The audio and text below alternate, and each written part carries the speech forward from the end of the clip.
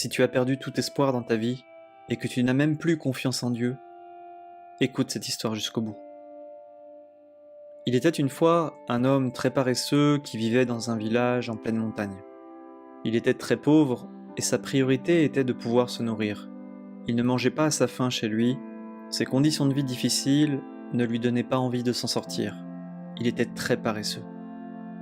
Un jour, alors qu'il se promenait dans son village, l'homme pauvre vola des pommes à une commerçante sur un marché. Le mari de la commerçante le démasqua et lui demanda de rendre les pommes qu'il avait volées. L'homme pauvre était confus, il ne savait pas quoi faire. Il avait profondément honte. Pour échapper à ses responsabilités, il se mit à courir de toutes ses forces en direction de la forêt située juste à la sortie du village. Lorsqu'il arriva dans la forêt, il se retrouva nez à nez avec un loup qui n'avait que 2 pattes. L'animal était fortement handicapé. L'homme pauvre se demanda alors comment le loup pouvait faire pour survivre avec seulement 2 pattes. Comment pouvait-il se nourrir? Comment pouvait-il courir après ses proies? Malgré tout, le loup rampait joyeusement sur le sol. Il ne paraissait pas affecté par sa condition difficile. Peu de temps après, l'homme pauvre aperçut un lion qui se dirigeait lentement mais sûrement vers le loup. Le lion tenait dans sa gueule un gros morceau de viande bien fraîche. Face à cette situation, l'homme fut pris d'une peur intense et par instinct, il grimpa dans un arbre pour sauver sa vie. Le loup, quant à lui, n'avait aucune échappatoire. Il accepta son sort et se recroquevilla sur lui-même. À la grande surprise du loup, le lion déposa juste devant lui le morceau de viande et il repartit dans la foulée.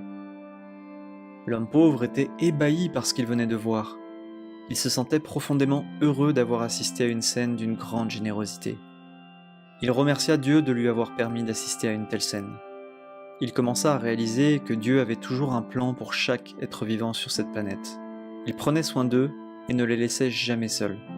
Dans sa tête, il se disait que malgré sa pauvreté et sa vie difficile, Dieu avait sûrement un plan pour lui. Il prit alors la décision de rester dans la forêt, assis contre l'arbre dans lequel il était monté quelques minutes plus tôt. Il attendrait que quelqu'un vienne lui donner à manger, Dieu allait sûrement l'aider. Après tout, c'est ce qu'il avait fait pour le loup précédemment. L'homme pauvre se mit à attendre patiemment sous cet arbre. Il attendait de longues minutes, de longues heures, personne ne venait lui donner à manger. 2 jours passèrent, et il prit alors la décision de quitter la forêt et de rentrer chez lui. La faim le rattrapait. C'était une question de vie ou de mort. En quittant la forêt, il rencontra un vieil homme assis sur son tabouret au bord de la route. Il lui expliqua tout ce qu'il avait vécu ces derniers jours. L'homme pauvre posa la question suivante au vieil homme. Pourquoi est-ce que Dieu a aidé le loup estropié? Pourquoi est-ce qu'il ne m'a pas aidé lorsque j'avais besoin de manger pour survivre? Le vieil homme répondit. Tu sais, Dieu a un plan pour chaque être vivant sur cette planète. Il a un plan pour toi. Tu n'as pas compris les signes qu'il t'a envoyés. Dieu ne veut pas que tu sois comme le loup. Tout simplement parce que tu as la chance d'avoir tout ton corps qui fonctionne correctement. Tu n'es pas handicapé. Dieu veut que tu sois comme le lion.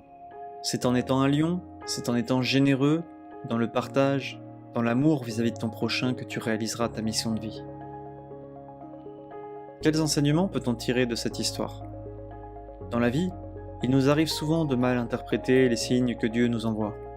On ne les comprend pas de la bonne manière. Mais ne désespère surtout pas. Dieu a un plan pour toi et ta mission de vie, c'est de le découvrir tout simplement. C'est ça le sens de ta vie. Contemple ta vie, prends du recul sur tout ce que tu as vécu jusqu'à présent et réfléchis à tous les signes de Dieu que tu aurais pu mal interpréter. Reste attentif à tous les signaux que Dieu t'envoie dans ta vie. Souviens-toi toujours que Dieu est là pour t'accompagner dans ton chemin de vie. Il n'est pas là pour te mettre des bâtons dans les roues. Il veille sur toi et il ne t'abandonnera jamais. Écoute ton cœur, écoute les signaux que Dieu t'envoie. C'est en étant attentif à tous ces signaux que tu avanceras sur le chemin du bonheur et de la réalisation de tes rêves.